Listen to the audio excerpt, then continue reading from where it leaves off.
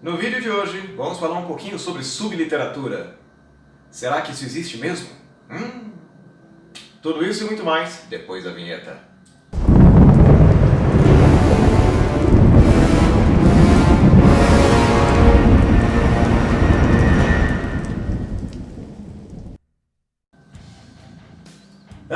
Cambada, vamos falar sobre um assunto muito complicado, né? Sobre essa questão da subliteratura e o que é considerado literatura de qualidade, né?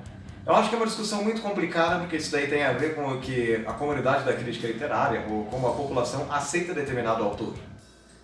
Muita gente vai pensar, né? Nós temos alguns autores que são fantásticos, que aparecem por aí afora, que escrevem coisas muito fantabulosas, só que não são valorizados. Por outro lado, nós temos pessoas que escrevem coisas muito...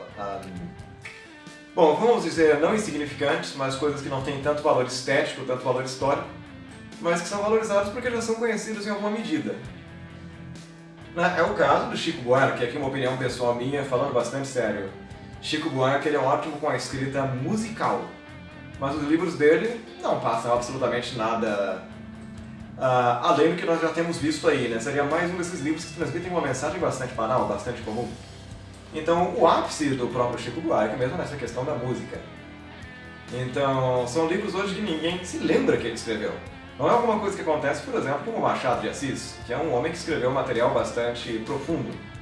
Agora, fosse por alguns problemas de contexto, por exemplo, fosse por alguns pequenos detalhes que acontecessem em algum momento diferente, a J.K. Rowling, que escreveu Harry Potter, quem me conhece sabe que eu gosto bastante dessa escritora, ela manda muito bem em questão de figuratividade, em questão de profundidade de personagens, sabe, em questão de trabalhar bastante o enredo, né, bastante complexo por as conexões ali. Ela é uma mulher muito amadurecida na hora de escrever.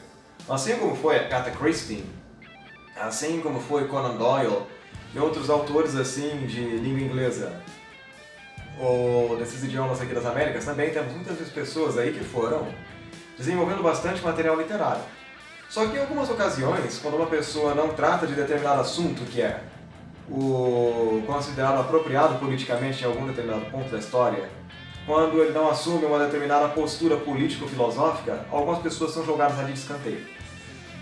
É muito complicado algumas coisinhas que eu vou dizer aqui, né, mas nem tudo é relativo no mundo das artes. Muitas pessoas são jogadas de escanteio e nem sempre isso é justo de se acontecer.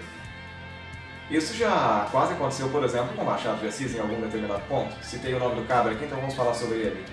O Carlos Drummond de Andrade, por exemplo, sendo ele um modernista, tinha uma postura bastante contrária a esse conservadorismo do próprio Machado de Assis. Ele era um monarquista, era um homem de seu tempo. Então houve uma tentativa da parte do Drummond de negar essa estética toda que tinha sido começada ali pelo Machado. Ele que foi um dos fundadores, assim, né, do que acontece com o realismo aqui no Brasil. Então, existe esse tipo de embate na literatura também.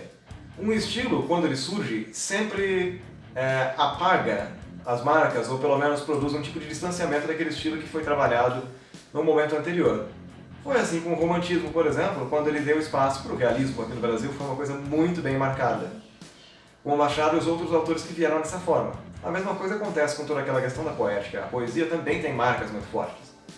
Em 1922, a poesia deixa de ter aquela preocupação com toda aquela métrica, com toda aquela temática necessariamente voltada para o amor. Nós vamos ter poemas voltados para o cactus. Vamos ter poemas que são absolutamente fora da caixa, né, para o que se esperava naquele tempo. A população nem sempre foi muito receptiva. Mas muita coisa que foi produzida naquele tempo também foi tida como subliteratura. Então, é uma situação muito complexa porque, num determinado ponto da história, a população começa a ser alfabetizada. E nós temos muitos livros que são encarados com um certo preconceito. Hoje em dia, isso tem uma tendência a diminuir. Por quê? Vamos pensar em Lovecraft, A Cor que Veio do Espaço, coisas que não eram tão valorizadas naquele tempo. Ninguém conhecia Lovecraft, ele morreu na miséria. Morreu numa situação muito complicada. Sabe, vamos pensar em H.G. Wells, que escreveu A Guerra dos Mundos. Tratei sobre isso nos livros da pandemia. Quem não deu uma olhada, dá uma checada lá nos livros para se ler uma pandemia. Sobre pandemias. Mas, podemos pensar na Mary Shelley, que sofreu tanto preconceito só porque era uma menina, naquela época escrevendo Frankenstein. É um dos maiores romances da língua inglesa, e um romance gótico de altíssimo calibre. Sexo não é impedimento para a literatura de boa qualidade. Sabe, qualquer um que deixa de ler um livro porque uma mulher escreveu, sabe, é um idiota. E tá Rowling, tá Mary Shelley, que escreveu Frankenstein, entre outras fantabulosas divas que escreveram coisas fantásticas aí. Mas por causa desse preconceito que surge nesses ciclos, né, são tidos como subliteratura. Agora, eu como um crítico literário, alguém que vive esse momento de hoje, sou adepto sim de nós termos uma leitura um pouco mais densa da fantasia, do horror. Agora, muita gente não sabe disso, mas nós temos uma fantasia nacional. Nós temos um horror nacional. Muita gente fala sobre isso e tem também aí bastantes comentários, né, sobre o André Bianco. Mas não é só o André Bianco que escreve aí sobre o horror aqui nesse país. Tem muitos autores que são menores, que não foram explorados, né? Porque nós temos muita gente escrevendo, realmente tem muito material de baixíssima qualidade, sabe? Então, são coisas que a gente tem que tomar algum cuidado, esteticamente falando.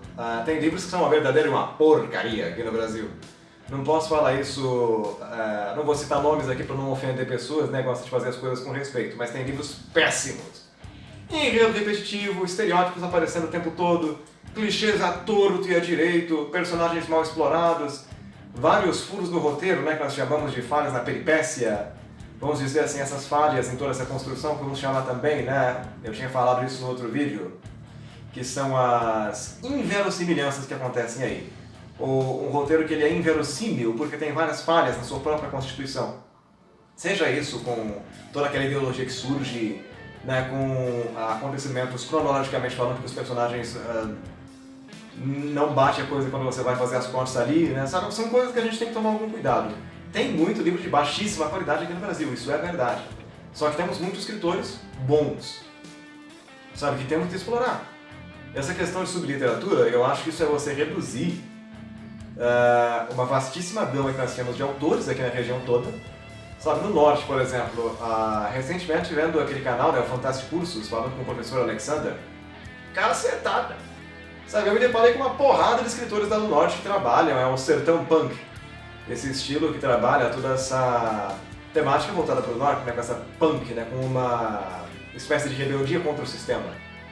Diesel punk, sabe, nós temos o solar punk, o ray punk, tem uma porrada de estilos com essa pegada de autores brasileiros.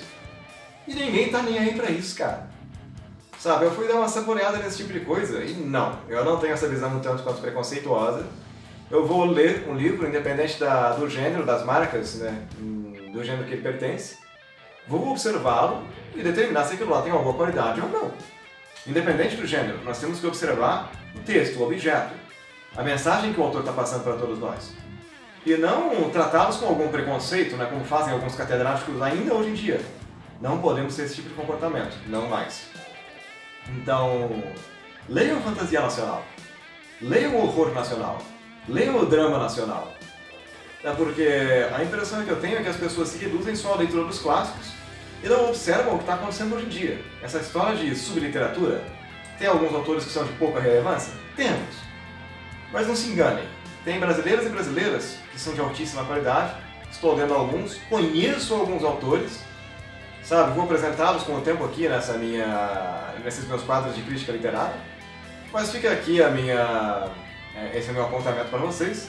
Vou deixar alguns nomes de autores também, desses gêneros um pouco diferentões que a gente tem aqui no Brasil, né, para vocês darem uma checada, porque são materiais de altíssima qualidade mesmo. Bom, fica a nossa mensagem por aqui por hoje, já é quase esquecendo, né, mas gente, quem não é inscrito no Castelo, vem morar aqui com a gente. Chega no Castelo, chega na voadora, mete o like nesse botão aí, sabe? Mete a bota nessa bagaça, coraçãozinho dentro do colete pra quem dá o like pra gente. Vão se inscrevendo, vão dando like. Não se esqueçam de checar os vídeos aí semanalmente, estamos lançando, a não ser que seja feriado. E a gente se vê na semana que vem. Canta, Pimbas!